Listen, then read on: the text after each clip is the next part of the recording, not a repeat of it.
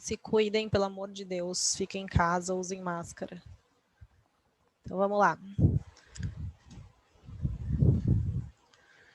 Então, a gente vai falar hoje de design de mobiliário, né? Que nada mais é o projeto de mobiliário, que é uma parte importante do design de interiores, uma vez que design de interiores diz respeito a tudo que aparece, né? Tudo que... Muita coisa que a gente aprende em arquitetura, em construção, fica oculto na obra, mas como vocês já viram aqui bastante comigo, tudo que é relativo à arquitetura e design de interiores é o que aparece ali, né? O resultado final é o que o cliente vive o dia a dia.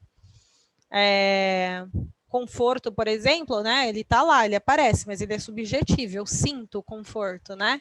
Mas todos os projetos, né? E todo design que é relacionado a interiores, a gente observa, né? A gente sente visualmente, então é diferente, certo? Então, a gente tem 10 elementos principais que a gente precisa pensar sempre em design, e aí aqui eu vou focar, vocês vão perceber que eu vou focar em mobiliário, mas eles servem para o projeto como um todo de interiores, né? O mais importante é sempre unir harmonia com o processo criativo, para a gente conseguir organizar, agrupar e projetar com os nossos elementos de design, que são espaço, forma, textura, luz, cor, equilíbrio, harmonia, ritmo, escala e proporção e contraste. Então, esses são os principais elementos que a gente precisa entender e conhecer para saber projetar. Vocês devem ter visto bastante disso já nas aulas do Zé, Maser, devem ter visto algumas coisas com o Diego já, né, principalmente em desenho do objeto. Então, só para a gente focar agora no mobiliário mesmo, e pensar como é que a gente constrói essas coisas junto com a arquitetura. Então, o primeiro espaço, que é onde acontecem as nossas atividades, né, o nosso ambiente principal de projeto, tanto na arquitetura como na arquitetura de interiores, como no design de interiores, como na decoração. O espaço é o nosso meio, né, de projeto.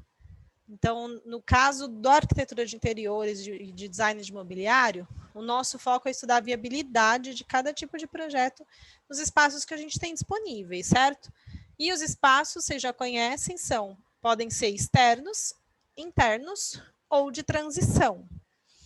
E as condições do espaço mudam totalmente as diretrizes do projeto, dependendo de quais são as nossas condições climáticas, né? Se o uso é seco ou molhado, como vocês viram, a gente tem ambientes molhados, que a gente trata diferente acabamentos e revestimentos. A gente tem ambientes secos, então sala, quarto são ambientes secos, cozinha, banheiro são ambientes molhados, de uso temporal. Então, se ele qual é o momento que a gente vive aquele espaço. Ergonômico, então tudo em função da ergonomia, como vocês aprenderam aqui também, e da luz, se a luz é natural, se a luz é artificial. A luz modifica muito um espaço, modifica muito um projeto de arquitetura de interiores. Então, só alguns exemplos rápidos, né? As áreas externas ou internas. Então, eu posso também promover design, né, que a gente chama design de interiores, para áreas externas também, por que não, né? As áreas externas também podem ser bem projetadas. Ou então para as áreas de transição também, que são as nossas conhecidas varandas. Hoje em dia, o que a gente mais tem em apartamento é a famosa área gourmet, né, que é a varanda ocupada por uma churrasqueira, um lugar de comer. E tem gente que usa área de transição, varanda, para trabalhar também. A gente tem visto muito em home office o pessoal utilizar até essas varandas maiores de apartamento para criar escritórios, porque você está ali do lado de uma vista, às vezes, que é um lugar legal de aproveitar. Né? Por que não, de repente, criar um escritório na área de transição, na varanda? Então, também pensar o mobiliário, pensar o design dessas áreas é bem importante. As áreas de transição são muito importantes na arquitetura, gente, para o conforto, né? Que elas se comportam como brises ali automáticos, né? Das fachadas da casa. Então, aqui no Brasil, que a gente já não consegue muito mais controlar o conforto só com estratégias passivas, é muito legal a gente lembrar das varandas, né? Como é muito cultural do brasileiro também, então sempre que a gente puder avarandar bastante os nossos projetos de residência ou comerciais mesmo, aproveitar e fazer, porque a gente ganha muito em conforto. Aí, luz artificial ou luz natural, né? Então, as diferenças que a gente tem nos espaços quando a gente tem lugares inundados por luz natural, ou se eu preciso promover uma luz artificial, né? Porque a luz artificial, ela pode criar cenas muito diversas, né? Desde lugares com pouca luz até lugares com muita luz, que até simulam espaços de luz natural. E isso interfere muito no design de interiores, porque a luz ela é quase um material quando a gente trabalha interiores. Aí áreas molhadas, né? Como a gente já sabe. Então, pensar que todas as nossas áreas molhadas também precisam de design, né? E como a gente fala muito em revestimento em área molhada, e hoje a gente tem uma gama gigantesca de opção de revestimento para trabalhar, é muito legal pensar, né, o que eu vou fazer com as minhas áreas molhadas. A gente passou por uma época muito grande, eu vou chamar de moda, porque não é uma tendência, mas foi uma moda muito. Ainda acontece isso, mas é de se pensar da gente não usar revestimentos em áreas molhadas, certo? Então, o que acontece? Eu pinto uma parte da parede onde não tem umidade direta, então dentro do box eu protejo, mas fora eu não preciso de todas as paredes com revestimento necessariamente. Aqui nessa lavanderia a mesma coisa, ó. A pessoa veio e colocou uma parte de revestimento aqui direto onde pode espirrar água do tanque na parede, mas eu não tenho todas as paredes revestidas. E mais a cozinha aqui, ó, ela tá toda revestida. Então, pensar, né, qual que é a diferença de eu ter áreas molhadas, revestidas ou não. Principalmente em função de manutenção no dia a dia. Muita gente tem percebido também com a pandemia o que é limpar a casa, né? Porque tem bastante família de classe média que teve que dispensar a funcionária, né? Nesse momento de crise pandêmica e tal. E percebeu, né? O que elas passam, coitadas, né? Então, pensar em manutenção, pensar em facilidade de limpeza, tudo isso é muito importante quando a gente pensa revestimentos e pensa materiais para as nossas áreas molhadas, certo? E aí o que acontece também, gente, é que as pessoas não lavam mais como antigamente, né? Antigamente as donas de casa, as mulheres, as pessoas ou os homens, enfim, quem cuidava da casa, pegava a mangueira, entrava na cozinha e lavava a cozinha. Pegava a mangueira, entrava no banheiro e lavava com mangueira, né? Esfregava as paredes. E não é um hábito mais das gerações novas. A gente percebe que as pessoas cada vez menos lavam os espaços, certo? Tem duas questões. Uma é do uso racional da água, apesar de que a gente sabe, né, que a questão da água não é do uso residencial, né, é muito mais industrial e da agricultura do que residencial. Mas as pessoas não lavam mais, inclusive os apartamentos, já falei, comentei isso com vocês, os apartamentos não são entregues nem mais com ralo em área de lavanderia e cozinha, porque não se lava. Então, pensar se eu preciso ou não preciso realmente desses revestimentos, certo? Isso tudo passa pela questão de que vocês precisam sempre colocar em xeque nos projetos de vocês. Funcionalidade versus estética. Então, o que é mais importante nessa área? É eu atender uma questão funcional ou eu atender uma questão estética? Tá, certo? E custo, né? Porque revestimento custa e revestir paredes custam também. Então, vocês têm um trabalho difícil aí pela frente, que é de equalizar todas essas coisas para chegar nos melhores resultados para ambientes de área molhada. Ô, Dani, essa questão que você está falando hoje foi algo até que eu conversei com um rapaz que trabalha comigo. A esposa dele, ela é diarista, ela faz serviço para várias famílias e ela fala que é o que ela mais tem dificuldade. Ele pode ser bonito, mas na hora de limpar, ele não serve. Tipo assim, ele junta, ele acumula muito, porque tem muitos vãos, muitos frisos. E aí ele falou assim, quando você for projetar, você pergunta para o seu cliente qual que é a necessidade dele realmente. Porque às vezes é bonito, mas não é funcional ali na hora da limpeza. Sim. E assim, tem uma questão também que é de acertar o tipo de pintura, quando você vai usar pintura no lugar do revestimento, né? Não só o revestimento que pode ser difícil de limpar, né, Aline? Mas também da tinta, quando não é revestimento, é tinta. Porque a gente costuma usar tinta acrílica, que é uma tinta limpável, que a gente chama, mas ela não é lavável, né? Agora, nos projetos mesmo corretos, a gente usa tinta epóxi nos banheiros, né? Já existe tinta epóxi acetinada, que é aquela menos brilhante. Ela não chega a ser fosca, mas ela também não parece oficina mecânica, né, gente? Que tem aquela tinta que brilha, assim, que a galera precisa mesmo pintar, né? Então, acho que tem que pensar com carinho, sim. Tem revestimentos que acumulam mais, tem que tomar cuidado. Tá uma moda também, aí é moda, né? Moda não, uma onda, vou falar onda agora. Tá uma onda de usar revestimento 3D, não tá? Sim, muito, por sinal. Revestimento 3D, a maioria é lindo. Tem até gesso 3D, é lindo. Mas quem que limpa aquilo, gente? Né? É a mesma coisa que se a gente for pensar nos cobogós. Cobogó, elemento vazado, é a coisa mais linda que existe na arquitetura. Mas se não tiver alguém que dê manutenção naquilo, se não tiver numa área que eu possa pegar uma máquina VAP para limpar aquilo, gente, ninguém vai ficar enfiando paninho em um por um. A gente tem que ser realista, tem que pensar na praticidade, né? Porque cada vez mais o cliente vai demandar isso e ele vai xingar vocês o resto da vida. A hora que chegar na mão dele, né, cuidar disso e falar, puxa, meu arquiteto deixou tudo muito maravilhoso, mas não é prático. Uma outra coisa que a gente levantou em questão foi os vidros.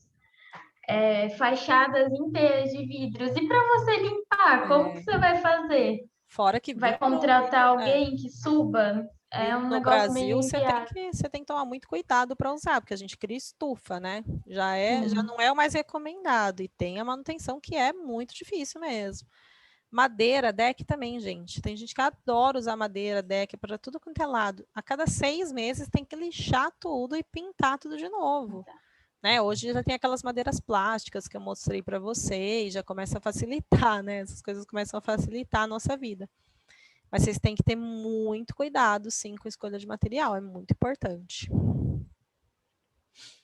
Bom, o uso do espaço é o uso que se dá mesmo, né? Qual é a necessidade do uso, se ele é uma sala de TV mais aconchegante, se ela é uma sala de jantar para receber amigos, mais cênica ou só para a família, se é uma biblioteca, se é uma cozinha funcional ou uma cozinha onde eu vou receber gente para comer, vou cozinhar junto com as pessoas, né? Que é a famosa cozinha gourmet que a gente fala tanto hoje, porque as pessoas têm a gastronomia como hobby hoje em dia, né, gente? Então, as cozinhas têm mudado muito de função também.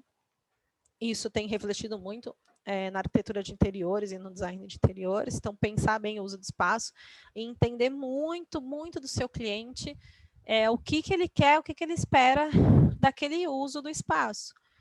Isso tudo a gente tira no briefing, né? Mas eu acho legal vocês conhecerem todos esses detalhes para vocês lembrarem depois de como produzir ou ter um briefing que seja efetivo, né? Eu tenho o do meu escritório, eu vou passar para vocês, depois vocês darem uma olhada como ele é bem completo, assim, com imagem, então isso ajuda muito vocês no começo do projeto, principalmente para trabalhar com interiores. Aí a gente tem a forma, que é um elemento do design muito importante para mobiliário, né? Então, o que pode ser? Pode ser retilínea, que a gente costuma dar continuidade, né? Mas tem que tomar cuidado com a monotonia, não que isso seja errado, mas pode não ser o resultado que eu quero ter. E aí elas podem ser verticais ou horizontais, as verticais costumam aumentar a altura dos lugares, e as horizontais costumam aumentar o comprimento quando eu uso. Pode ser angular, né? Então, ângulo reto mesmo, 45, 30 graus, né? Ângulos fechados, abertos, que eu posso criar movimento, mas eu tenho que tomar cuidado, porque eu posso também trazer uma irrequietação, que a gente, né? Para o olhar, uma sensação de nervoso ali, às vezes, né? Quem tem toque quase morre do coração. E as curvas, que ajudam a dar continuidade, suaviza, dar movimento. Mas aí também tem que tomar cuidado, porque elas têm que ser muito bem desenhadas. Eu acho que vocês já devem ter percebido o quanto é difícil desenhar curva, né? Quando a gente está fazendo curva em projeto. Então, a gente tem que achar toda a continuidade de uma curva em relação à outra, trabalhar a geometria, para a gente conseguir fazer com que as curvas sejam harmoniosas. Senão fica aquele desenho todo cheio de descontínuo, de elementos descontínuos que criam mais problema do que solução. Aí aqui, ó, tem exemplos de mobiliários da Jacqueline Terpins e do Philip Stark, então que são retilíneos, né, ou horizontais ou verticais, angulares. Então esse aqui é uma estante, né, um nicho, um módulo da Patrícia Urquiola. Ah, tá escrito... Ah, não, ele cortou o quê? Não é Uraiola, não, viu, gente? É Urquiola. Tá cortadinho o quê aqui? Esse aqui é um mobiliário que a gente produziu lá no escritório, que ele também é angular, estão vendo? Então, a gente trabalha formato angular para criar as pernas das mesas, são aquelas mesinhas trapezoidais que a gente faz várias composições. As formas curvas. Então, quando eu tiro as quinas, olha que interessante, dificilmente é difícil ver hoje em dia balcões assim, a gente só vê tudo quadradinho, tudo retangular, mas olha que interessante, né, se eu quebro o balcão com uma curva, até ajuda a não ter aquelas quinas para a gente ficar se batendo, né, dependendo do projeto, se não cuidar com a ergonomia, igual vocês aprenderam bastante nas últimas aulas, a gente pode se bater, né, se o espaço for pequeno, então acaba até se machucando. Então, desenhos curvos, ó. Essa aqui é uma estante. Gabriel, tá aí? Uma estante circular, que é desenho bem curvo. Tá aí, Gabriel? Não tô vendo ele. Ele vai entrar depois, Dani. Ah, então tá bom. É que eu falei para ele que o lavabo dele ia ganhar o prêmio de mais ousado. Esse aqui foi o projeto que a gente ganhou o prêmio mais ousado na Casa Cor, que eu comentei com vocês, Jennifer, aquele dia. Ah, foi esse aí? Foi esse aqui por causa da pintura, enfim. E aí a gente produziu essa estante circular de livro. É lógico, isso aqui é uma amostra, né? Tem que pensar de novo, praticidade, ergonomia. Tipo, imagina para pegar esse livro aqui em cima, como é fácil, né? Então, tem que pensar em tudo isso quando a gente projeta. Aí tomar cuidado, né? Porque eu posso trazer elementos que deixam a gente, né, irrequieto, dá uma sensação, né? Obviamente, esse aqui é um mobiliário que é feito para causar impacto mesmo, é mais conceitual. Eu posso, com linhas muito retilíneas, causar monotonia, ó, igual uma estante de livros. Não significa que ela não é bonita, ela não é prática.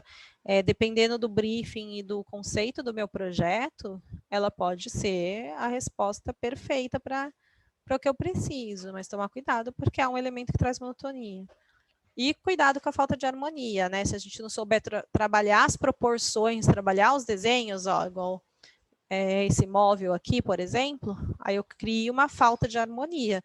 Eu olho para esse objeto e ele me dá uma sensação de que alguma coisa está errada, eu não entendo por quê. Né? É questão de proporção, questão de harmonia.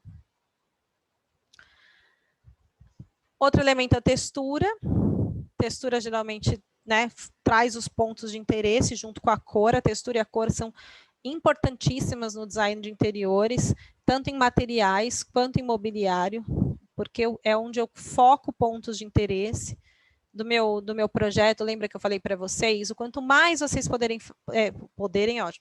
Quanto mais vocês puderem fazer as bases neutras e aplicar pontos de interesse em mobiliário, em elementos que podem ser substituídos, melhor para o projeto ter flexibilidade, né? Para eu não ter que refazer toda uma parede, por exemplo, de um revestimento que é aplicado, né?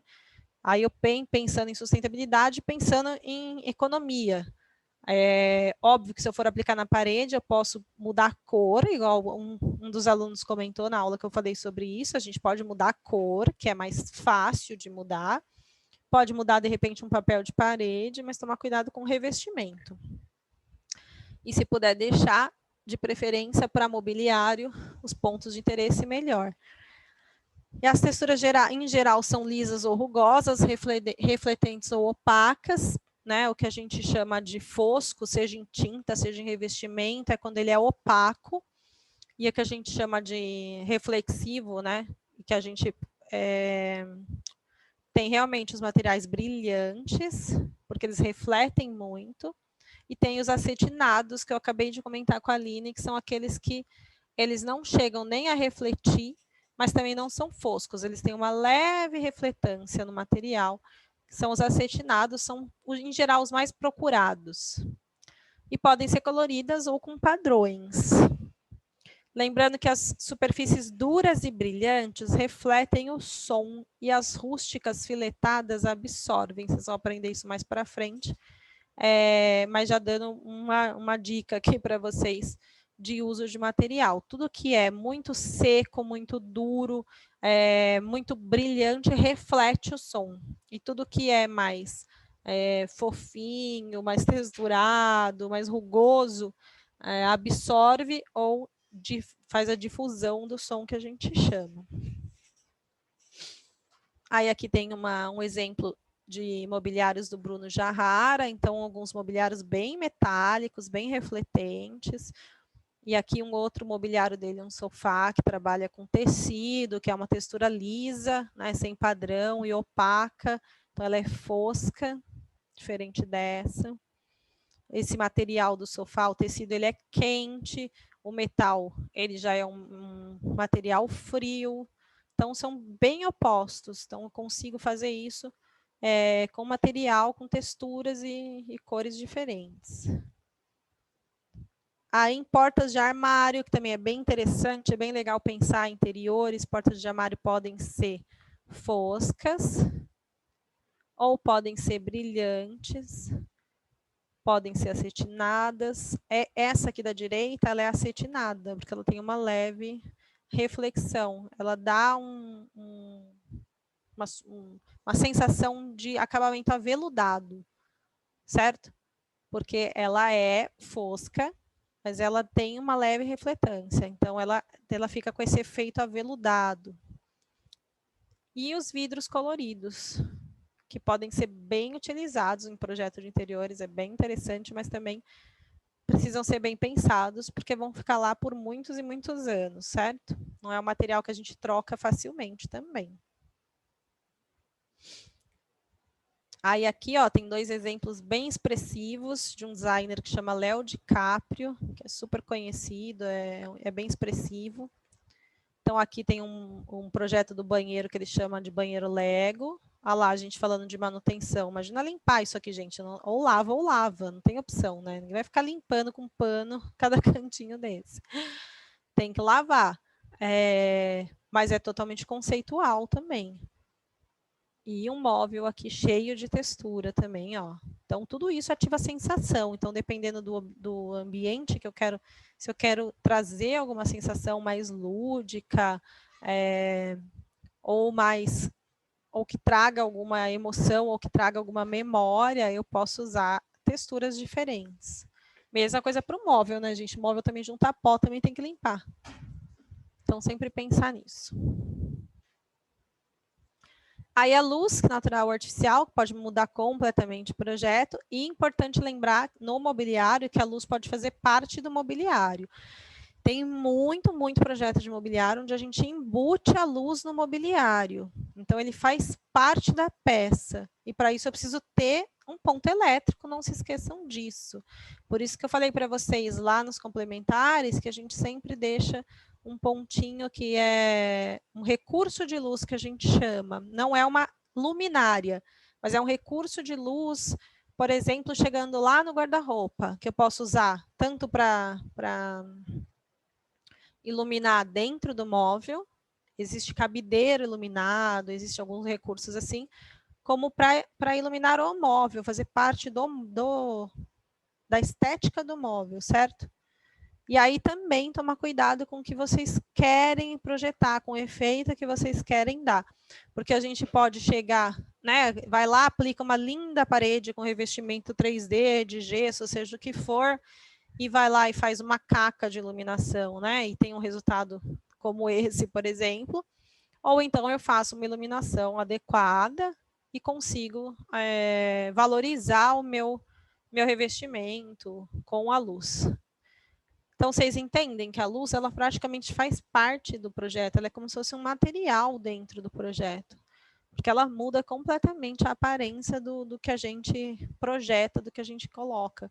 Essa parede da esquerda aqui, ó, ela é uma parede bonita. Se ela não tivesse iluminado, ela estaria melhor do que com a iluminação, certo? Então, cuidado com projetos de iluminação. Aqui outro exemplo infeliz. Esse aqui é um projeto de um escritório que eu trabalhei, que a gente fez o móvel e aí no final a iluminação foi mal feita pela empresa de iluminação. Lembra que eu falei para vocês, tomar cuidado com projetos de empresa de iluminação, de preferência que sempre o projeto de iluminação, luminotecnia, saia de vocês, do escritório, da empresa de vocês, ou então que seja revisado, seja compatibilizado sempre por vocês na arquitetura, né? Mesmo que venha da loja, porque pode dar o efeito diferente do que vocês querem. E a gente pode estragar completamente um mobiliário com a luz. Ao mesmo tempo, a gente pode acertar completamente e criar efeitos como esse. Então, o que eu tenho aqui nesse mobiliário? Eu tenho luz vindo de trás dele. Vocês estão vendo, gente, que eu não enxergo a luz? Vocês percebem isso? Nessa imagem eu enxergo de onde a luz está vindo, certo? A fonte de luz. Aqui eu não enxergo. Vocês percebem isso aqui? Sim. Eu comentei para o Lucas, num exercício dele, e comentei com alguns outros alunos também, para tomar cuidado com o espaçamento que a gente deixa para a saída de luz. Porque dependendo do espaço que a gente deixa, né, para esconder a luz não vai nem sair. Daí eu não vou ter um efeito bonito igual esse, que eu consigo iluminar realmente o móvel todo. Então, sempre tomar cuidado também com os espaçamentos que a gente deixa para saída de luz, mas sim ela está escondida aqui atrás, ela está toda embutida num perfil atrás dessa madeira aqui. Lembrando que isso também requer manutenção, né? A cada 1, 2, 3 meses tem que dar uma limpada ali onde está a luz, porque senão a poeira também vai ficando por cima da mangueirinha de luz, e isso prejudica a iluminação. Aqui é um outro projeto onde existe um ponto só, focal, tá vendo? Aí eu direciono, eu uso um spot com ângulo, né? Com ângulo fechado, só para iluminar os objetos. Então, eu estou criando aqui como se fosse um altar, uma estante, que é esse mesmo aqui. E aí, ó, lembram dos painéis que eu falei para vocês? Painel, porta embutida. Tudo isso é um recurso muito legal para a gente usar em arquitetura de interiores, que transforma o projeto. Ó, aqui é um outro exemplo, que a gente embutiu a luz atrás com perfil. Então, tem esse acabamento escuro em cima e embaixo. Eles têm um Lzinho para esconder a luz, para a gente não enxergar a fonte de luz, mas que iluminam o mobiliário. Aqui, ó, também a gente pode utilizar recursos de luz, não só em mobiliário, mas na arquitetura toda, né? A gente usou nesse móvel aqui do centro e usou nas colunas. Essa aqui é um stand da Revestir, de uma empresa da Revestir que a gente fez. Vocês estão vendo o brilho aqui, ó, que dá para ver que é LED? Que é mangueirinha de LED? Dá para ver aqui? Sim, Dani. Agora, isso aqui visível é muito feio, gente. Eu fui numa clínica hoje levar minha cachorra, uma clínica de oftalmo, que o projeto de interiores é impecável, é a coisa mais linda do mundo. Ela chama a doutora Alessandra, não sei se alguém aqui conhece. Lugar mais, nossa, é uma graça o lugar. E aí as estantes têm os perfis de LED, todos iluminando os nichos da estante onde estão os produtos que eles vendem lá. Mas estão todos visíveis. A iluminação, o resultado da iluminação é muito bonito, mas dá para ver o perfil de LED com as luzinhas, assim. A minha concepção estraga totalmente, né? Fora que você olha e ofusca. Então, tomar esses cuidados. Sempre que for fazer mobiliário, ocultar a fonte de luz. Então, ó, o que acontece quando a gente faz isso? A gente traz uma leveza, né? Como se estivesse flutuando, as peças estivessem flutuando. Aí aqui a mesma coisa para as peças de mostruário, então para a gente pensar um pouco também em arquitetura comercial, não só residencial. Aqui a gente fez iluminação ao redor de todo o mostruário, embaixo da bancada. Um lado do stand era todo branco, o outro lado era todo escuro.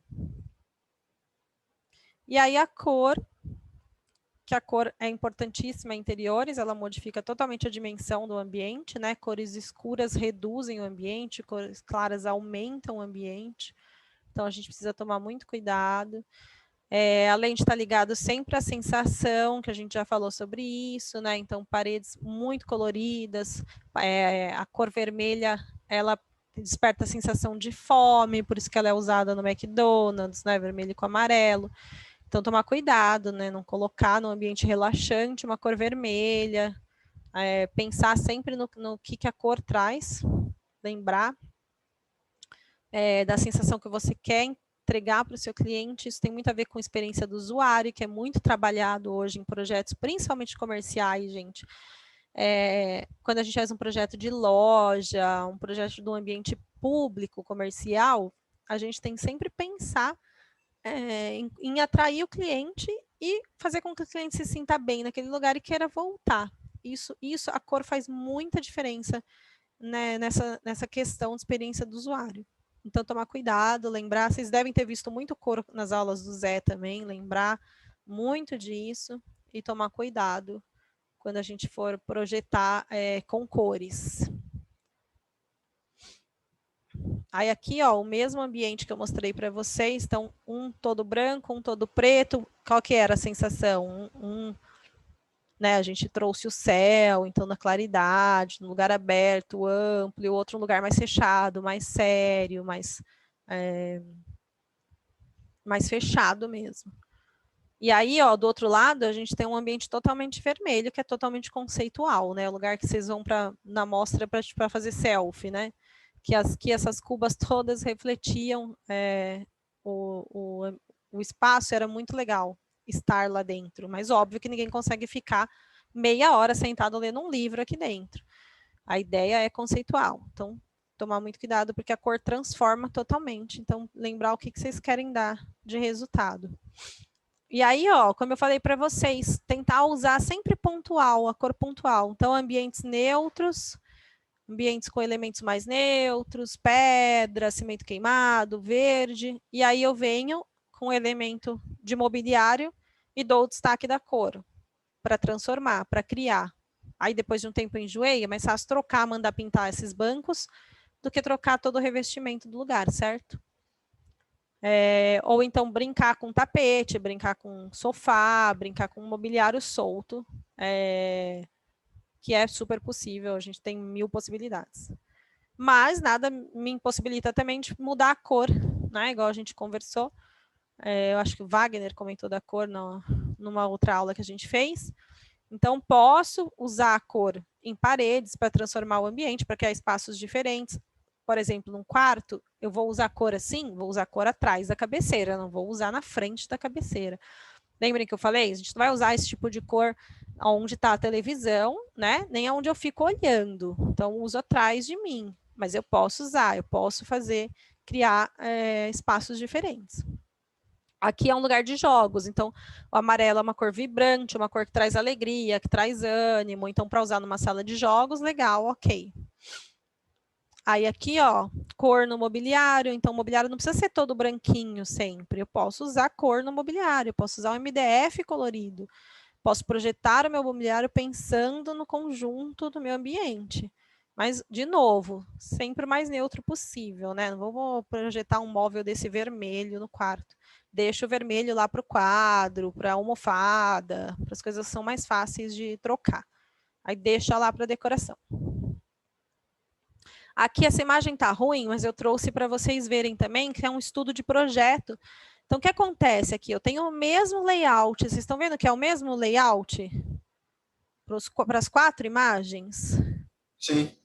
Todos têm a mesma cabeceira, todos têm 2 criados mudos, a cama e uma parede de quadros com a cortina do lado. Só que vocês percebem como muda completamente o projeto quando eu trabalho com material, com textura e cor diferente? Então, por isso que é importante a gente pensar sempre em design de interiores, né? Quando a gente está projetando. E já pensar, porque é muito... A gente, como arquiteto, a gente resolve o projeto, claramente, né? Mas o que aquele nosso projeto vai virar depois na mão de alguém que não entende de design, deve ser uma preocupação nossa, né? Porque o cliente indica o projeto de arquitetura desse jeito, né? Olha que legal, esse é meu espaço, tal arquiteto que fez. Ou olha, esse é o arquiteto tal que criou esse meu ambiente comercial. Então, se a gente não tomar cuidado, isso pode se voltar contra nós.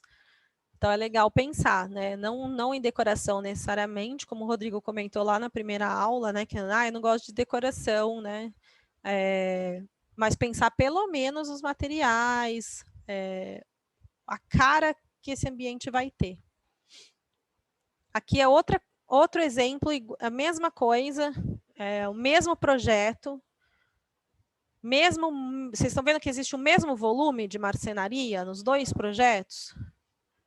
A diferença é que um é estilo provençal e o outro ele é amadeirado, tem um conforto, é um pouco mais quente, o provençal é mais frio. Vocês conseguem ver como dá diferença total a gente trabalhar cores e texturas diferentes? Sim. Certo?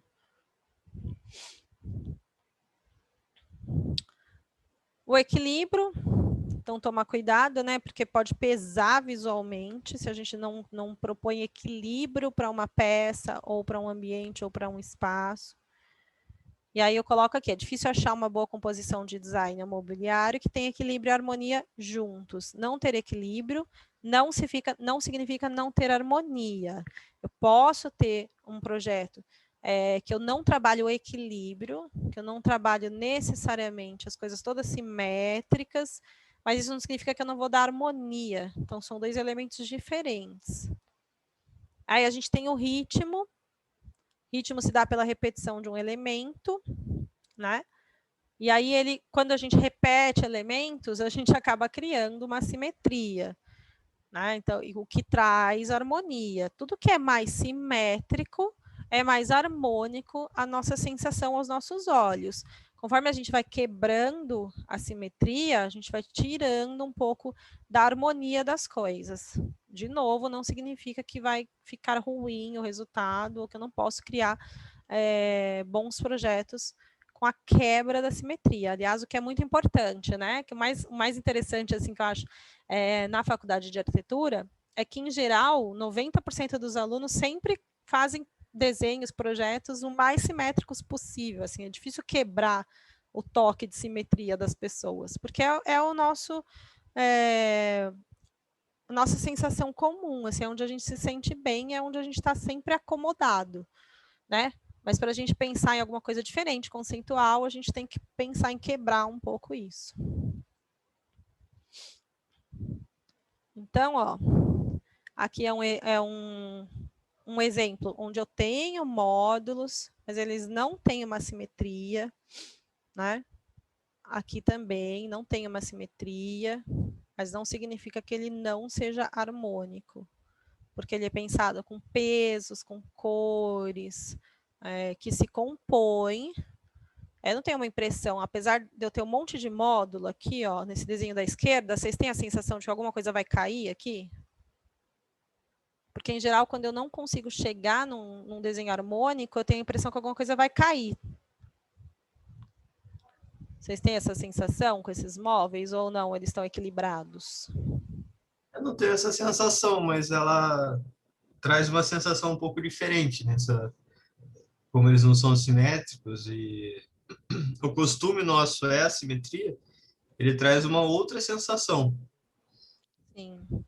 Meio difícil de falar, mas ela é uma sensação diferente olhando assim.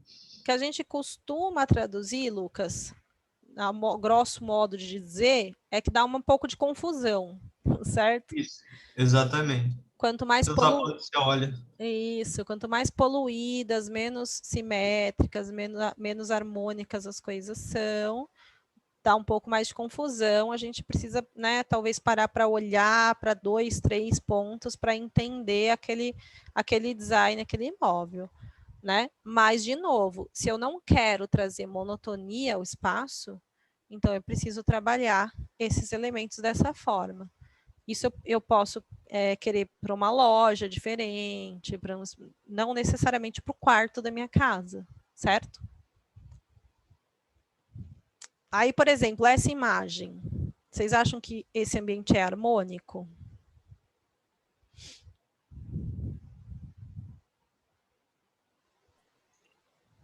Eu não achei, professora.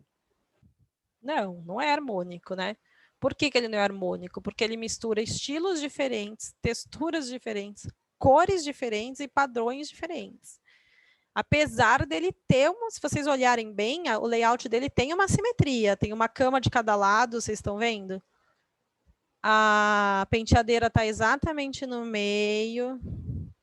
Eu tenho um desenho do painel central aqui que é simétrico, vocês estão vendo? Daí nas laterais que ele muda um pouco. Certo? Então, eu tenho alguns elementos, mas eu não tenho harmonia. Agora, isso não significa que é ruim, né? Tem gente que gosta, tem gente que não gosta. Então, vai muito realmente de vocês saberem ler o cliente e saber o que vocês estão projetando. Mesma coisa aqui, ó. Vocês acham que esse móvel é harmônico? Ou esse ambiente da direita tem harmonia? Não. Não. Não, né? Porque mistura muita coisa. Mistura estilo, mistura textura. E esse móvel, ele mistura elementos retilíneos, angulares e curvos no mesmo móvel. Né? E ele tem uma falta de proporção. Então, tudo isso, quando a gente bate o olho, a gente percebe que tem alguma coisa errada. Né? Tá faltando ali centrar, colocar a simetria, ajustar, ajeitar para ficar confortável, né, para a nossa observação humana. Mas, de novo, não significa que a pessoa que projetou esse móvel não goste do móvel, não seja útil para ela, não seja funcional, e nem a pessoa que mora nesse ambiente aqui. Certo? Aliás, essa sala de jantar é uma gracinha. Também, de novo, foi uma onda, né, de usar cadeira diferente, gente, que durou uns 5 anos ali, que todo projeto de interiores tinha um monte de cadeira diferente na mesa de jantar. Aí, daqui a pouco, isso desapareceu de novo. Certo? Mas legal, porque são cadeiras. A gente consegue mudar. O duro é se tivesse feito isso com material aplicado, né? Mesmo esse projeto aqui, ó, vocês concordam que se eu mudar esse mobiliário todo, dar esse papel de parede, eu consigo mudar totalmente esse ambiente, né? Que a única coisa fixa que eu tenho é esse módulo aqui atrás e esse gesso, que é esquisito, aliás. Diga-se de passagem. Mas se eu mudar todo esse mobiliário, esse papel de parede, eu consigo transformar totalmente esse ambiente, não consigo? É só trocar papel de parede já é um ambiente totalmente novo. É verdade. Acho que só de se trocar o papel de parede por um papel listrado, sei lá, cinza e branco, e tirar essas almofadas, você já muda totalmente, né? Sim. Então, por isso que é importante saber compor todos esses elementos. A escala e proporção. Como que eu aprendo isso? É com a Dani explicando para mim esses elementos? Não, gente, de novo, é repertório, né? Vocês vão estudando o repertório, naturalmente vocês vão olhar muitos projetos e vão entender as coisas que funcionam, as que não funcionam. Escala e proporção, importantíssimo, gente, em mobiliário, em layout. Dá uma olhada nessa sala aqui, da esquerda. Não funciona. Tipo, as pessoas não vão ter que gritar quase uma com a outra. E olha esse tapete, totalmente desproporcional. Ao mesmo tempo, essa da direita aqui, me falem sobre a ergonomia dessa sala da direita, gente. Fora que eu tô com medo desse sofá pegar fogo.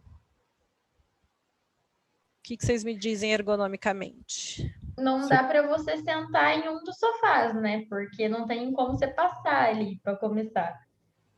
Mas eu gostei que você interpretou que dá para sentar em um, né? Você empurra a mesa e senta em um, o outro fica bloqueado.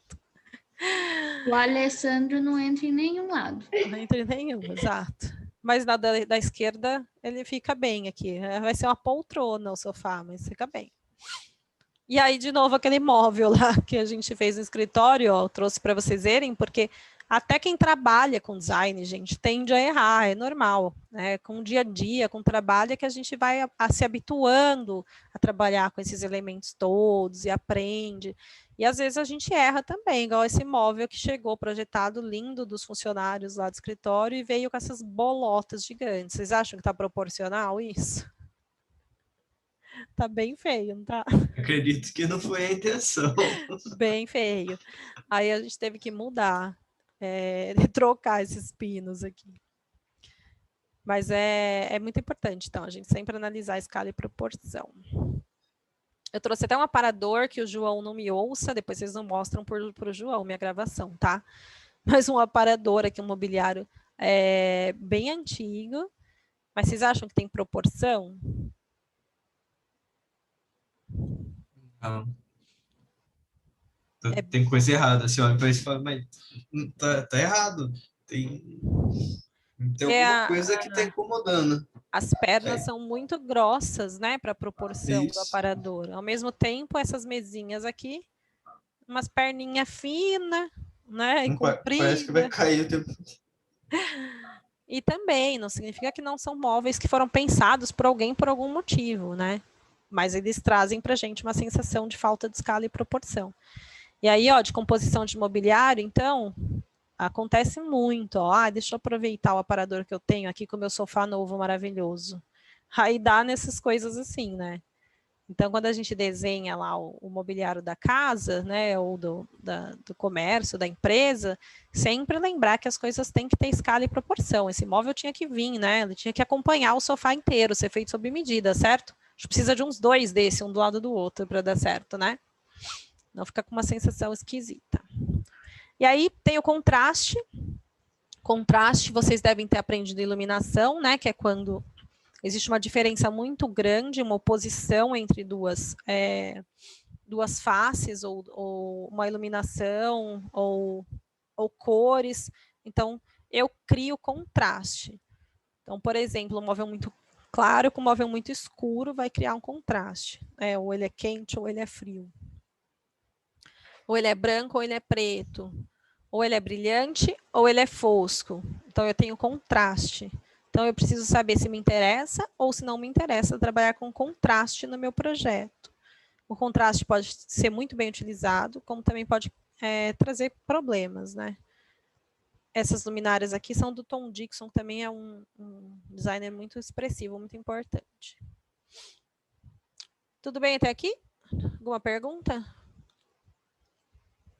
Tranquilo. Tranquilo? Aí a gente vai para sistemas, né? O que são sistemas? Sistemas de mobiliário. O que é importante a gente saber quando a gente vai pensar o projeto do mobiliário? Os tipos de encaixe, montagem e colagem. Não sei se vocês viram isso com o Diego lá em desenho do objeto ou não.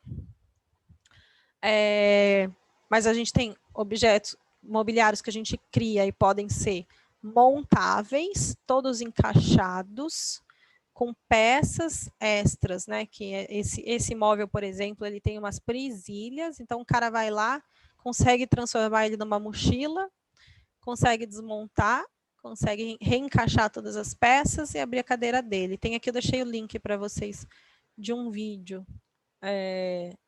O que também não significa que é prático, né? Quem que vai pôr uma cadeira dessa nas costas e sair andando por aí, gente? Mas, de novo, é conceitual, é pensar que eu posso ter um móvel desmontado, que eu posso ter uma peça de encaixe, que é super importante hoje em dia, principalmente, que a gente precisa de tudo muito flexível.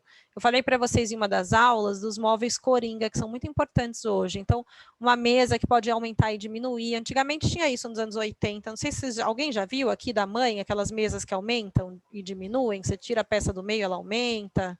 Vocês já viram isso? Na minha avó tem. Na sua avó? Da minha avó, as duas dela é assim. Meu avô que construiu, hein? A minha mesa atual do computador é assim. Olha lá, antigamente era um sucesso. Abrir ela. Ótimo, perfeito, melhor ainda. Para trabalho, melhor ainda, porque às vezes você precisa de espaço, às vezes não. Assim, eu consigo abrir ela fora do meu quarto, porque dentro do quarto não dá para abrir. mas ela é feita para isso. Sim, ela é feita para isso. Então, perfeito. Antigamente era um sucesso, né?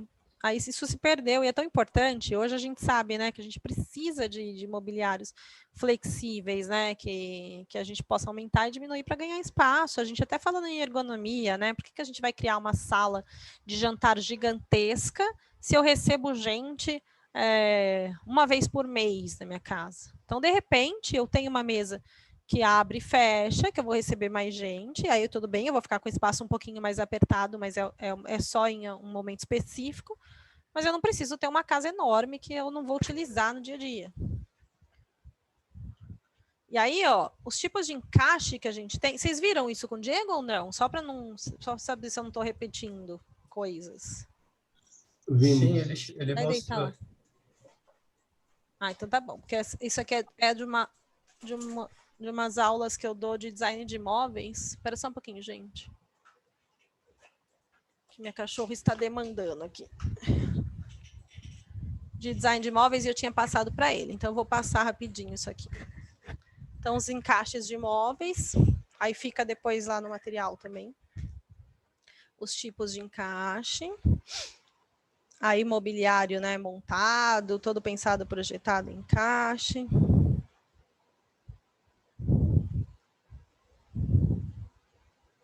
Então, todo mobiliário pode ser pensado, né, com encaixe, não só pregado, não só colado, como a gente tem por hábito, né, e principalmente parafusado, que são os mais simples. Hoje em dia tem bastante designer trabalhando com mobiliário de papelão. Vocês já viram mobiliário de papelão? Nossa, na Casa Cor tinha uns muito legais. A última que eu fui foi acho que 2 anos atrás. Tinha uns muito interessantes. No MASP tinha alguns também, quando a gente visitou. É no Café do MASP. Que legal, não vi. E aí, muito, muito legal lembrar dos mobiliários que podem ser encaixados. Isso é muito interessante para espaço público, né? Eu ter banquinhos, cadeiras, que elas podem ser empilháveis. Isso é bem interessante, bem importante. Os móveis que são montáveis, que eu posso aumentar, posso diminuir. Certo? E aí, falando um pouco dos designers, então. Então, o Philip Stark, que eu falei para vocês que era super importante vocês pesquisarem, porque ele é um dos mais expressivos designers de interiores do mundo todo. Então, ele trabalha desde objetos, né? Esse aqui é o famoso espremedor dele de laranja. E aí ele até fala, né, que o espremedor dele não é desenhado para espremer limão ou laranja, mas sim para conversar, né, para criar diálogos. Porque realmente você vai espremer uma laranja num negócio desse, não tem como não questionar, né, não perguntar e começar a se interessar, porque o design dele é muito interessante. Nada prático, mas bem interessante. Aí tem a linha dele, Ghostbuster, que é uma linha toda de acrílico. Então, né, pensando um pouco em materiais, ele sempre dá sentido para os projetos dele. Então, esse aqui é a linha que chama Mr. Knorr, que é baseada no caldo Knorr. A Privé, coleção Privé, Paradoxo e Harmonia. Uma mesa que queria voar. Então, tem uma mesa que os pés dela são de acrílico, então parece que ela está flutuando. A Big Wheel, que é a mesa que queria fugir, porque ela tem rodinhas. E a Table Gun, que é uma linha dele, que a base dos abajures são armas, estão vendo? Que é uma crítica social e política que cabe muito a nós, né, nesse momento do Brasil. Depois vem Karim Rashid, que é um designer muito expressivo também, porque ele usa muito cor, né? Então, ele tem essa Color Desk, que é muito famosa. Essa Hook Desk, que ele usa lá no escritório dele, ó, que são divisórias criadas, tá vendo? Com design. Então, por que divisória precisa ser todas retangulares, né? Sempre aquela coisa monótona, chata. Por que eu não posso pensar alguma coisa com design, alguma coisa diferente? Esse aqui é o que ele tem, que ele projetou para o escritório dele, uma linha que ele vende. Mobiliário urbano. Então, os banquinhos, ó, um banco que se encaixa no outro para guardar. Composição, eu componho os bancos. Essa linha dele aqui de mobiliário para quarto, que é inspirada em navios, né? Na linha náutica. Depois ficou muito, muito famosa. Muita gente faz alguns projetos assim de camas que são extensão, né? O mobiliário da cama é uma extensão de vários usos. As cozinhas dele bem coloridas. Isso aqui também, né? Tem que hoje em dia as tias fazem com tom tact, gente. Vocês já viram? Alguém fez na casa já? A mãe de alguém Minha mãe fez? adora. Não é? Ai, gente, Aham. tá na moda fazer o Karim. Tá vendo? Fala para ela que ela tá no design do Karim Rashid, gente. O povo tá pegando Nossa, contact ela agora, não pode ver o papel contact. não é? Ai, gente, a mulher do meu sogro fez isso na cozinha. Ficou muito engraçado. Mas é isso, né? O Karim Rashid já fazia lá atrás, ó, tá vendo? Super expressivo. Essa linha dele, ó. Então, o que é interessante de ver aqui? Que o cara pensa até o detalhe do encaixe da gaveta, né? Onde vão os talheres, onde vai guardar tábua de cortar. Então, tem tudo pensado, tudo projetado. O Antônio Ticerio, que é um italiano, que faz linhas, né, de mobiliário, e aí vira linha de empresa, né, de movelaria. Eu pus esses mobiliários aqui para vocês conhecerem essas marcas. Ó, B&B é uma marca muito famosa que vocês precisam conhecer para trabalhar com interiores, que é uma das mais famosas do mundo em sofás, em cadeiras e poltronas. Aí uma outra linha dele de móvel, bem retilínea também, ó. Bem simétrica, para quem estava com toque, ó, já estava ficando desesperado, elas são bem simétricas, bem... Aí, ó, ele tem uma linha bem interessante também, que é só de armário de closet. Então, a mesma coisa, tudo bem pensado, ó. Até a base aqui do porta-cintos, tá vendo? É desenhada com design, é pensada para ficar bonita e funcional. As gavetinhas para guardar anel, colar, documento. Então, gavetas mais profundas, gavetas menos profundas. Tudo isso, quando a gente vai desenhar a movelaria, a gente precisa pensar, né? Como que eu faço isso? Eu tiro do briefing do cliente também. Às vezes precisa ter uma gaveta ou outra que é trancada, tem cliente que precisa de cofre, enfim. Flexform, eu pus também aqui porque é uma marca muito expressiva também que vocês precisam conhecer, chama Flexform, que é uma marca, uma das mais famosas, que trabalha com os melhores sofás, né, de linha assim mundial. A Vitra é outra. Quem que foi no Corujas? Não sei se vocês lembram, a sede da Vitra de São Paulo é lá no Corujas, a gente mostrou para vocês. Alguém lembra? É uma das lojas mais importantes de design também. Ah, eu lembro, Dani. É muito legal. A Vitra tem coisas muito lindas, muito legais. Então, ó, essas mesas de trabalho, olha que interessante, tudo pensado para ter as tomadas né, próximo, mas que podem estar à mostra, ou podem estar escondidas, ó, podem ser fechados. Então, todos os portas-tomadas, aqui um lugar para o celular ficar enquanto está carregando. Hoje em dia já tem aqueles carregadores de encostar, né? Que você encosta e carrega o celular. Mas olha que leveza, que tampo fino. E às vezes não é que o tampo é fino, ele é desenhado dessa forma, assim, né? Ó. Aí em vista eu tenho a impressão que ele é bem levinho, sabe? Bem fino, mas ele tem a espessura que precisa ter, né? Para ficar suportado. Ou essa estrutura também faz a volta aqui embaixo para criar uma estrutura para segurar o tampo um pouco mais fino.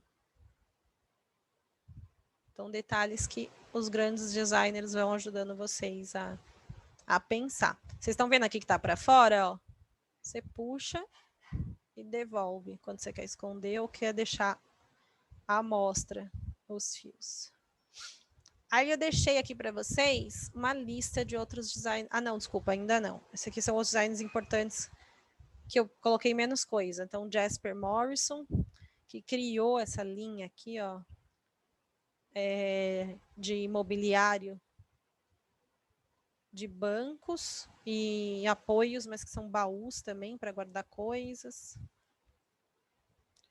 Ele criou em 1990 esse imobiliário que chama Universal System, que criou o famoso puxador moeda, que é muito utilizado ainda, que é uma bolinha que você enfia o dedo e abre a gaveta, quando você não quer ter puxador. O Ron Arad, que eu adoro, gente, ó, até pus o Instagram deles aqui para vocês seguirem, porque ele é incrível, ele faz muita coisa diferente. Então, ó, vocês estão vendo, totalmente fora de proporção, de harmonia, mas é conceitual. É o objetivo do cara ali nesse projeto. Uma escada toda projetada com os nichos. Essa poltrona que parece... Não dá vontade de sentar nessa poltrona, gente. Vocês acham que dá vontade de sentar nessa poltrona? Dá até medo, não dá? Dá, parece, sei lá. Bem Aquela conceitual. poltrona legal, assim, de você sentar, derrubar o celular, umas moedas, sabe? Isso, o celular não Derrubar sei, umas mas a coisas. moeda vai ser realmente, vai ficar lá dentro. E essa linha aqui dele, que é a mais nova, muito legal, que ela chama DFWTM, que é Don't Fuck With The Mouse, que é inspirada no Mickey Mouse, é muito, muito legal. Então, tem os designers que são mais conceituais, lógico, né? Que eles projetam conceito, que é para vocês tirarem ideias, né? A Feira de Milão é a feira mais conhecida, mais expressiva que existe, né, no mundo de imobiliário. A gente tem também feiras aqui no Brasil, tem a Abimad, que é bem importante, que vocês têm que acompanhar se gostar de imobiliário, né? E quiser trabalhar com isso. Aí tem o Tom Dixon, que eu mostrei para vocês. Trabalha bastante com ferro. Trabalha muito com metal, cadeira empilhável, ó, de novo, aparecendo, bem importante. Essas luminárias dele tem em todo lugar também, virou uma febre, tem um monte de... Lógico que é design... não é pirateado que chama, esqueci o nome, quando você copia, não pode copiar ainda. Porque demora muito. Plágio, plagiado. Mas tem um monte de lugar para vender lá na Consolação, em São Paulo. Aí tem o Stefano Giovannini, que criou esse famoso banquinho. Vocês conhecem esse banquinho? Vende em todo lugar também. Me dá medo esse Bom, banquinho. dá, é uma delícia. Eu tinha na minha casa, é gostoso de sentar. Ele é bem ergonômico, viu, Jennifer? Não, você não encosta, né? Mas ele é super ergonômico, encaixa direitinho. A Michelle Deluc, que ela tem um design bem expressivo também. Ela criou essa luminária também, que é muito famosa em design, que chama Ptolomeu, de 1986, mas que tem para todo lugar também. Criou esses banquinhos, olha que interessante. Os banquinhos são empilháveis, né? De uma forma diferente, mas são empilháveis também. Ocupando um pouco mais de espaço, mas funciona. E aí, Constantin, eu não sei falar o nome dele, nem vou me arriscar, que criou essa cadeira também, que é super famosa, chama One Reality. Aí ele tem a cadeira normal, né, com os pezinhos, e tem essa que é com pé de concreto. Tem também bastante lugar por aí. Então, olha a viagem do cara, gente, por onde passa para criar. Para criar, a criatividade é assim, a gente não pode se podar, tem que viajar totalmente. O conceito dele desses desenhos de ligar os pontos, gente, olha que interessante. Foi da onde ele criou o design dessa cadeira. Muitos objetos assim, madeira, concreto, algumas que são mais pesados, eles têm uma proteção embaixo, não tem? Aqui? Tipo, precisa ter, não precisa? Mas que tipo de proteção? Sim, uma camada tipo uma camada água fina de borracha, um plástico, uma coisa assim. Sim, para não Não permite arrastar e não concreto. riscar. É, Sim, mas nem todos têm, viu, Max? Tipo, não significa que essa peça desse cara tem, porque ela é totalmente conceitual. Você coloca ela no lugar, você não vai ficar arrastando, né? Você mexe ela sim. só quando você precisa. Mas pensando na praticidade do dia a dia, é o famoso feltro, né? A avó não coloca também aquele feltro embaixo da cadeira? Sim, sim. Se vocês puderem, obviamente, pensar o projeto do móvel já com proteção, melhor ainda. Mas é difícil ele já vir com proteção.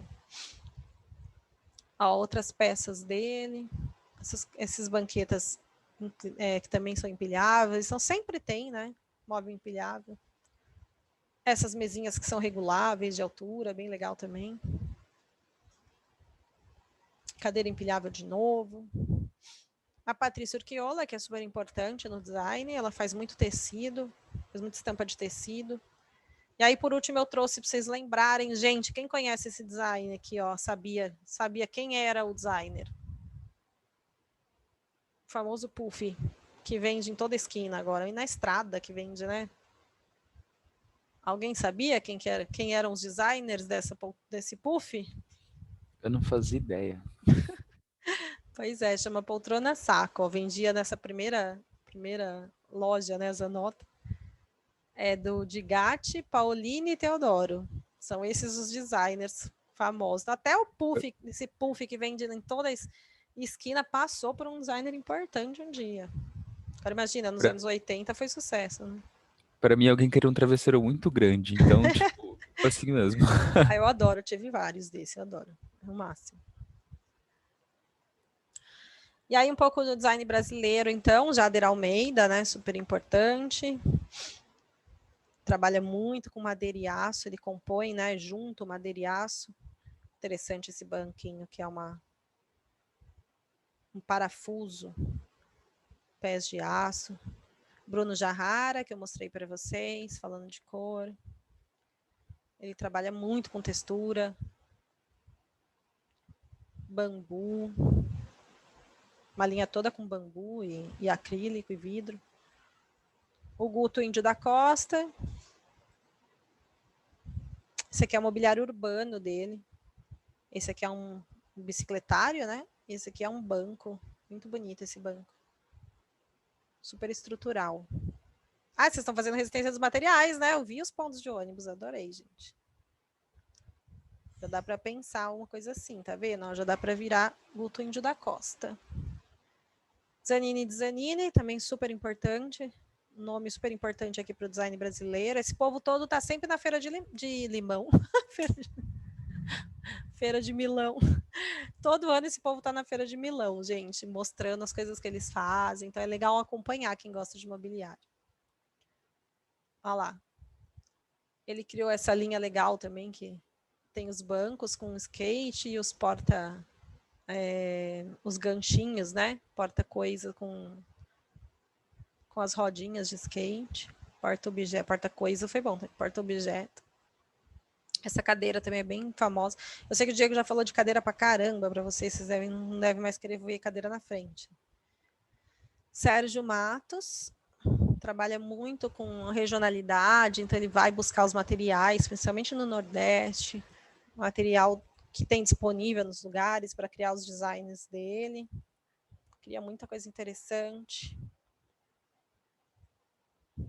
E a Jaqueline Terpens, que eu mostrei para vocês lá no começo também, ela trabalha bem essa linearidade retilinidade de mobiliário, ela trabalha muito com mobiliário de vidro, que também foi moda por um tempo muito grande, aí depois as pessoas, ninguém mais queria saber de mobiliário de vidro, hoje se usa muito pouco, né, mas provável que volte em algum momento. Ela trabalha muito bem com mobiliário de vidro. Metal, olha o detalhe desse fechamento da mesa, com o pé retorcido, vocês estão vendo? Vem o acabamento da mesa e retorce para fazer o pé. Detalhes que fazem toda a diferença.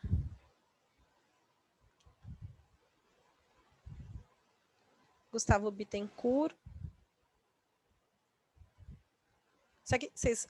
Esse móvel, eu passei um móvel do Bruno Jarrara, que era todo colorido, que é muito parecido com ele.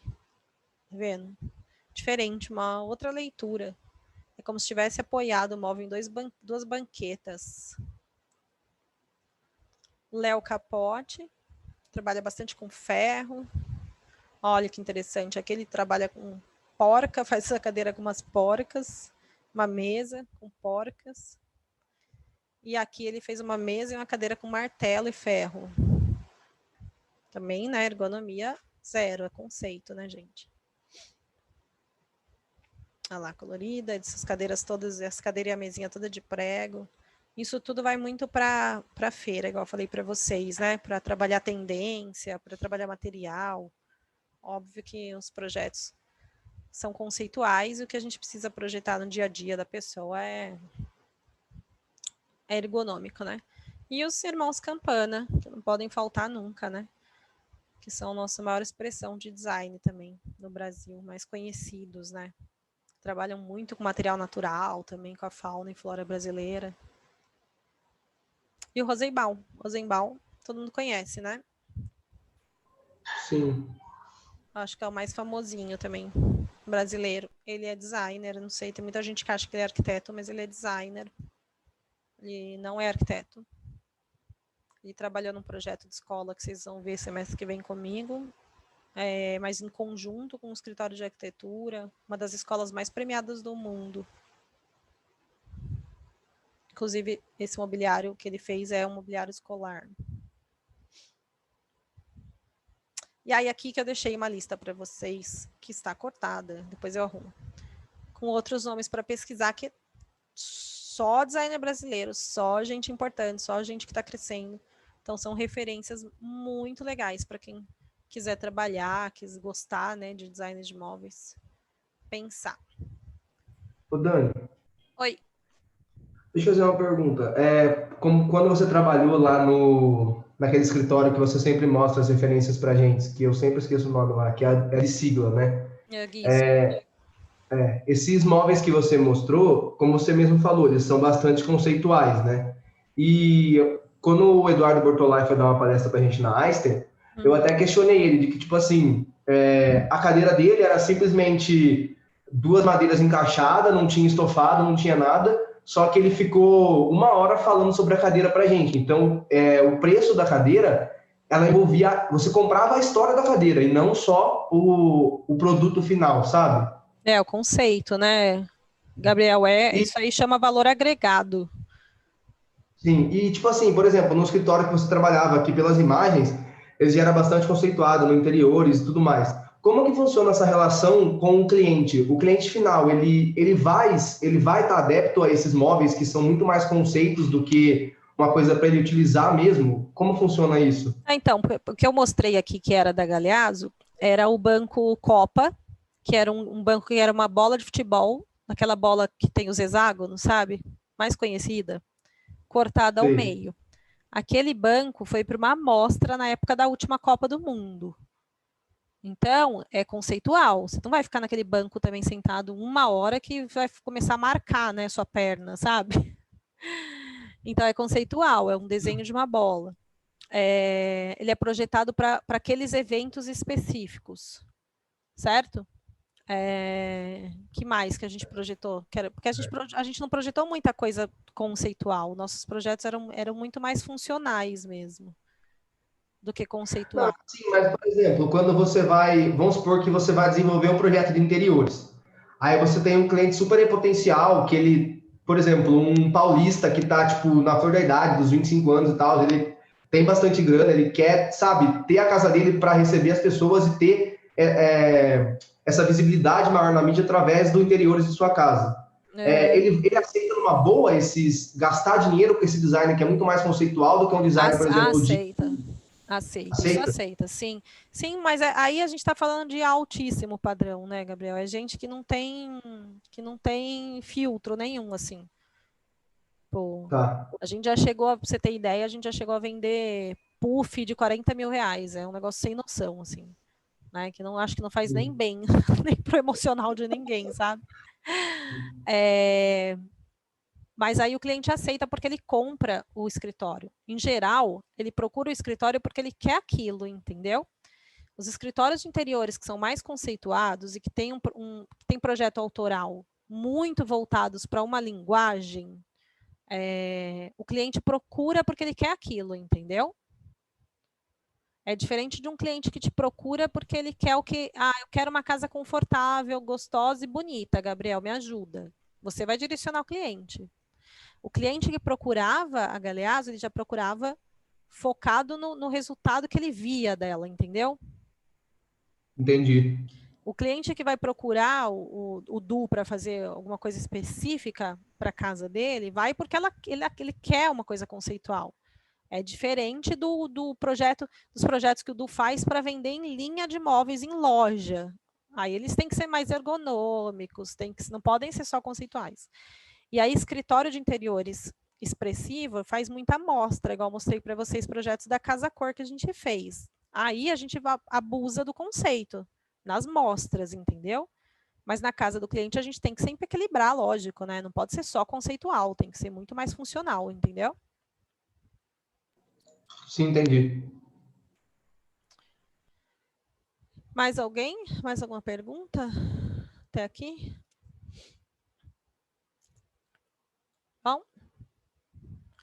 Bom, então, para a gente continuar, a gente vem para as etapas do projeto. Então, quais são as etapas de projeto que a gente tem que são relacionadas a design de mobiliário?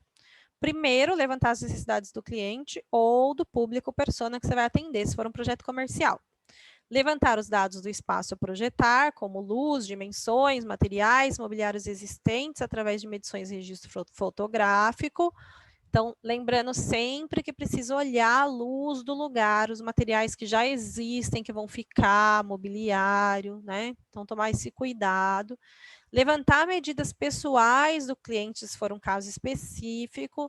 Então, se a gente vai projetar mobiliário, a gente vai fazer, sim, levantamento de medidas do cliente, igual a Alfaiate faz. Isso é muito importante. Aí, a gente vai para o estudo preliminar, esboço inicial para apresentar ao cliente, né? Ou testar.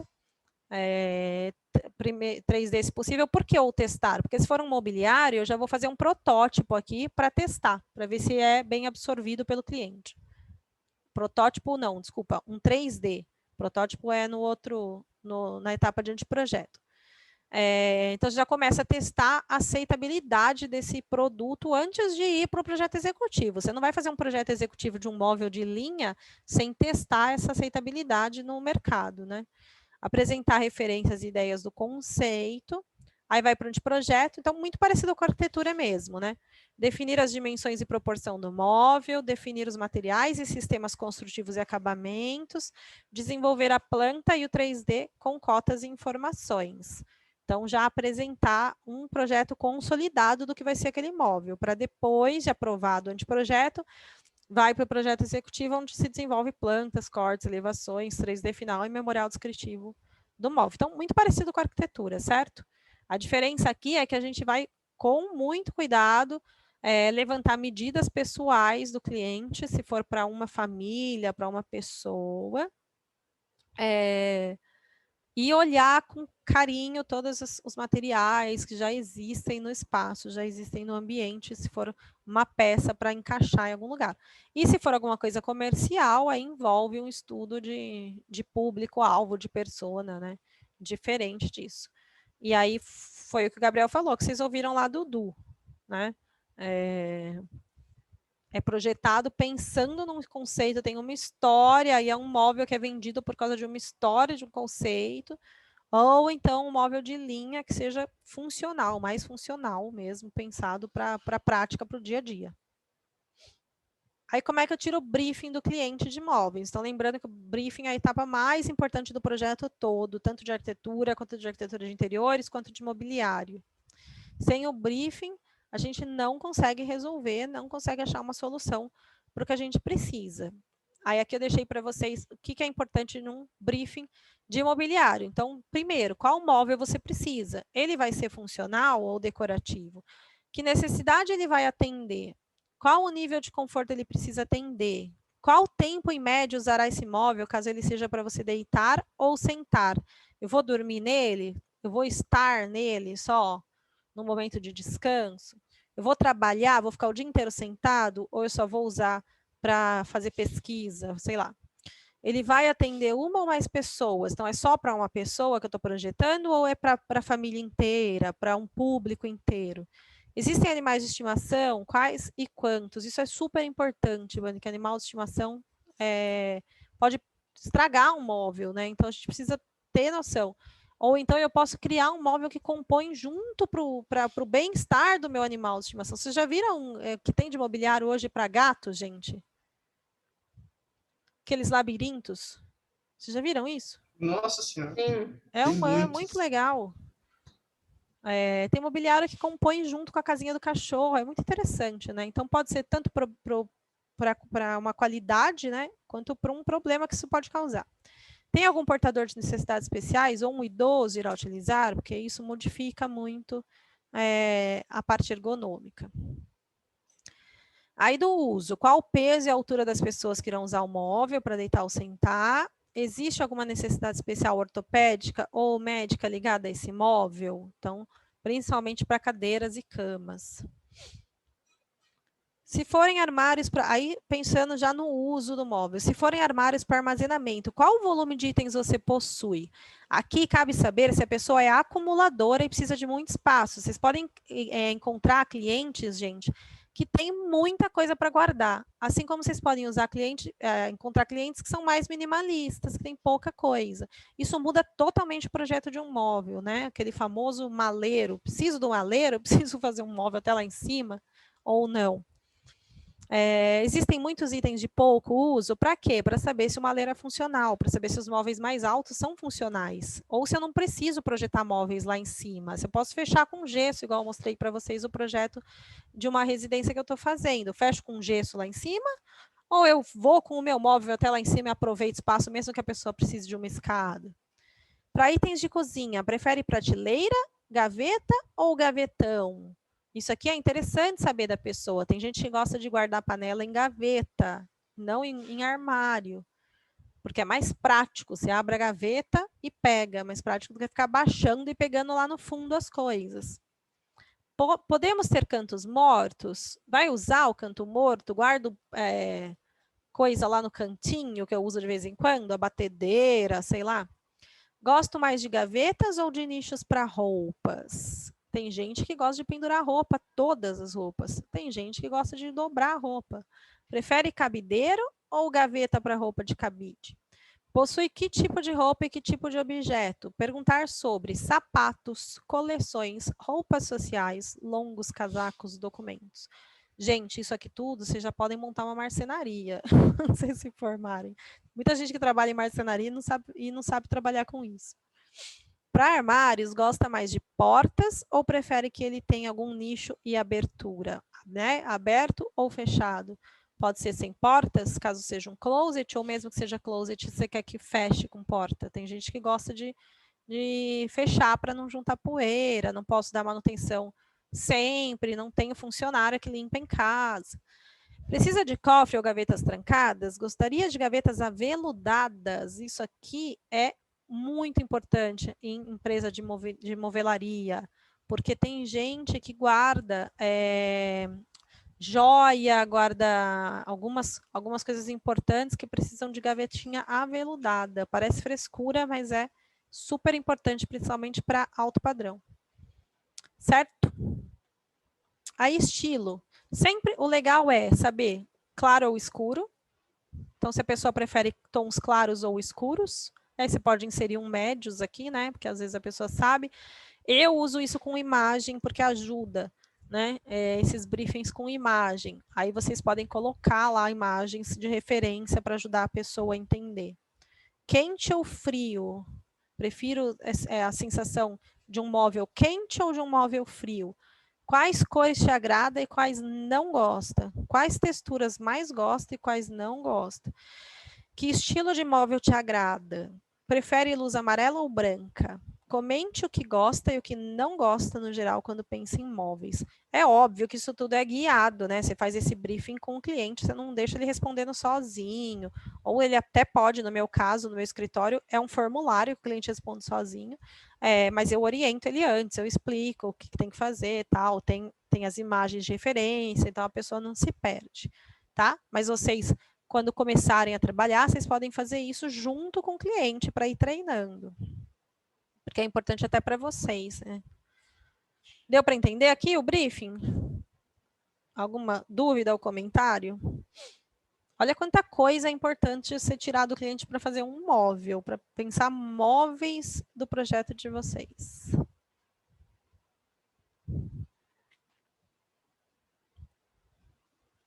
Tudo bem? Sim. Sim, Dani. Chega até a ser um pouco assustador, né? De tudo que você tem que pensar para fazer um móvel em si. Interiores é assustador. É muito detalhe, é muita coisa. Por isso que tem projetos saindo a rodo por aí, gente, e projetos muito ruins. Porque todo mundo acha que sabe fazer interiores. E pouquíssima gente sabe fazer interiores de verdade, né?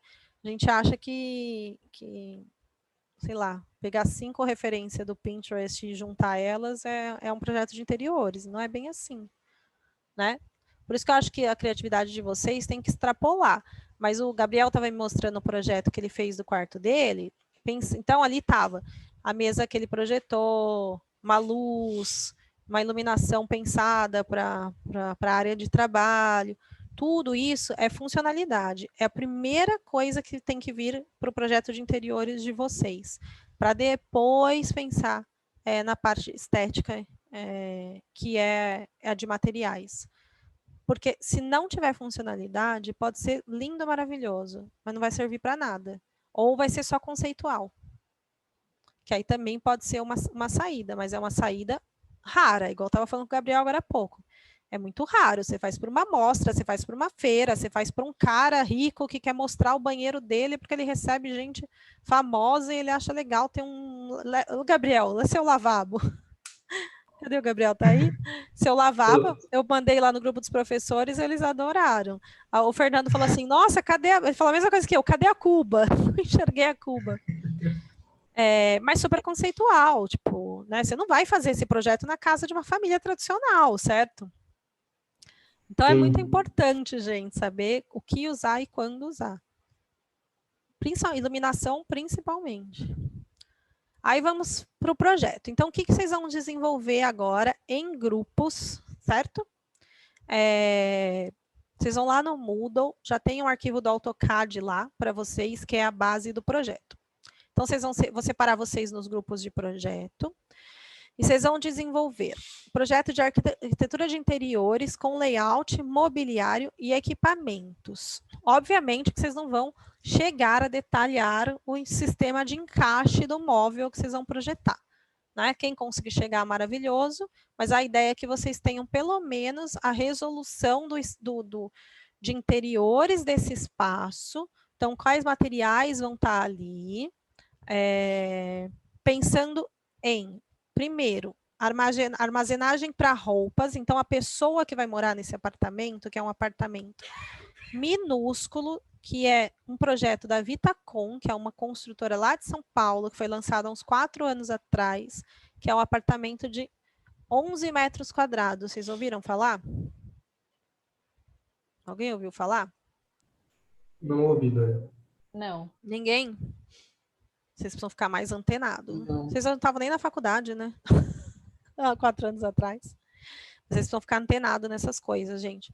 É um apartamento de 11 metros quadrados que foi lançado. R$ 8.000 o metro quadrado, em vários pontos importantes de São Paulo, para pessoas que só dormem em casa, não vivem em casa, então só dormem. Então tem um monte de executivo em São Paulo que demanda isso. Até porque o cara não precisa de um apartamento de 400 metros quadrados, de milhões, se ele usa o apartamento só para dormir, ele vive de outra forma, é outro hábito. Isso existe demanda. Se a Vitacom fez, é porque existe demanda, para vocês terem ideia, né? Porque a conversa se isso é salubre, se isso é ergonômico, se isso é útil ou não é outra, a discussão é outra. Mas existe, está lá, vendeu pra caramba, né? E tem um monte de gente projetando interiores para esses apartamentos. Por quê? Porque eles precisam ser muito bem resolvidos, vocês concordam? Tanto de mobiliário quanto em ergonomia.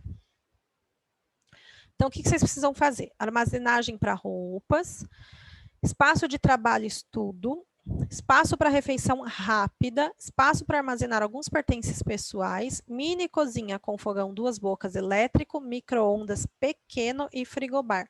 E um espaço para dormir. E aí eu pus aqui, usar o Neuffer e o Panero e Zeunik, porque são os livros que vão ajudar vocês. Certo? E vocês têm aí. Aí aqui, ó, eu deixei, na sequência, tem várias orientações. Eu vou colocar lá no Moodle essa aula agora, que ela não está lá ainda. Mas tem várias orientações. Dimensões que não estão no Panero e não estão necessariamente no Neuffer. Dimensões de camas. Uma imagem que mostra o basicão principal de espaço de trabalho. Umas imagenzinhas que ajudam a entender armazenamento. De prateleira, tá vendo a altura, gaveta, altura de gaveta, esses detalhes, cabideiro. Então, ó, bem basicão, os desenhos bem simples, mas que ajuda pra caramba a gente a entender como que espaço a gente precisa deixar nos armários, armazenamento. Ó, de cozinha, ó, que legal. Tá, livro, papel, panela, cristais, louças, garrafas. Tem uma imagem que eu fui juntando aí e separei para vocês. Espaço de cozinha, mínimos. E distância de lugar de sentar até a TV. Lembrando que nesse apartamento não vai caber uma sala com um quarto com uma cozinha. É como se fosse um loft, é uma coisa só. Um loft não, como é que chama? Um apartamento que é só o quarto, gente? Com banheiro? Kitnet. Kitnet, é como se fosse uma kitnet. Vocês não vão projetar uma sala, então pensar se a cama já é um sofá-cama, se a cama já é um armário, se eu guardo coisas dentro da minha cama. Então, essas soluções que são mais interessantes para vocês pensarem agora, tá bom? Nesse projeto aqui.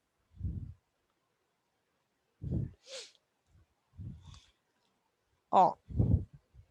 Então, deixa eu ver onde eu pus aqui, não mudou.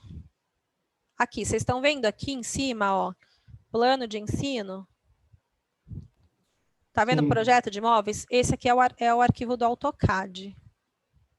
Aí, nesse arquivo, tem a plantinha do lugar, tem o tamanho da janela que vocês vão precisar e tem o tamanho do pé direito que vocês vão precisar.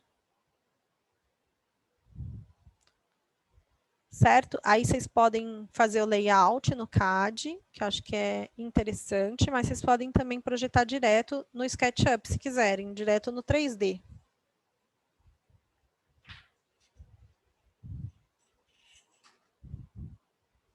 Peraí que eu estou abrindo o CAD aqui. Dani.